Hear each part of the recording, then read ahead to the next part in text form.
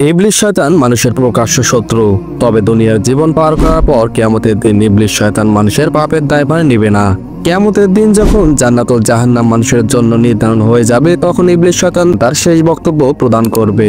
সেই দিন শয়তান বলে উঠবে, হে মানুষগণ, আল্লাহ তাআলা তোমাদের সাথে যে ওয়াদা করেছিল তা সত্য ছিল, আর আমিও তোমাদেরকে অনেক ওয়াদা করেছিলাম, কিন্তু আমার সকল ওয়াদা মিথ্যা ছিল। আমার কাছে কোনো শক্তি ছিল না, তোমাদের হাত ধরার মতো শক্তি ছিল না, তোমাদেরকে গুনাহের কাজে ধাক্কা দেওয়ার মতো শক্তি ছিল না। শুধুমাত্র আমি তোমাদেরকে ওয়াসওয়াসা দিয়েছিলাম, আর তোমরা তা গ্রহণ করেছো এবং তোমরা সেই অনুযায়ী কাজ করেছো। তবে আমি তোমাদের হাতও ধরিনি এবং আমি তোমাদের তা করার জন্য ধাক্কাও দেইনি, তোমরা নিজেরা সেটা করেছো। তাই আজকে কিয়ামতের দিন তোমরা আমাকে দোষারোপ করতে পারবে না। আজকে তোমাদের জাহান্নাম নির্ধারণ হয়েছে, সেটা তোমাদেরই কর্মফল। ইবলিস শয়তানের এই ঘোষণার পর যারা জাহান্নামে যাওয়ার জন্য নির্ধারণ হয়েছিল তারা জাহান্নামে চলে যাবে।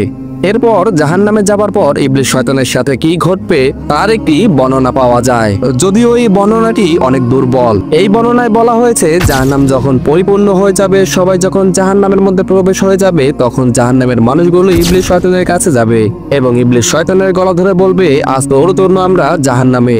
তখন ইবলিস শয়তান বলে উঠবে, তোমরা কি কখনো আমাকে দেখেছিলে? তখন মানুষ বলে উঠবে, না দেখিনি।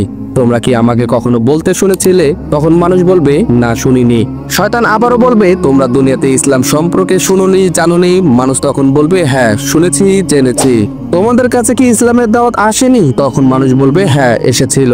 তখন শয়তান বলবে, বাহ, যেগুলো তোমরা দেখেছো শুনেছো ওইগুলোর উপর তোমরা আমল করনি, আর আমাকে তোমরা দেখোনি শুনোনি, আর আমার উপর তোমরা আমল করেছো। তোমাদের নিজের উপর লজ্জা হওয়া উচিত। দুনিয়াতে থাকলে তোমরা তোমাদের রবকে রাগান্বিত করেছো, এই জন্য আজ তোমরা জাহান্নামী এবং অনন্তকাল শাস্তি ভোগ করো, এবং এটাই তোমাদের শেষ স্থান। অর্থাৎ এই বর্ণনা থেকে পাওয়া যায়, ইবলিস শয়তান কিয়ামতের দিন একটি ভাষণ দিবে এবং জাহান্নামের মধ্যে গিয়েও একটি ভাষণ দিবে, ও ইবলিস শয়তান মানুষের পাপের দায়ভার নিবে না।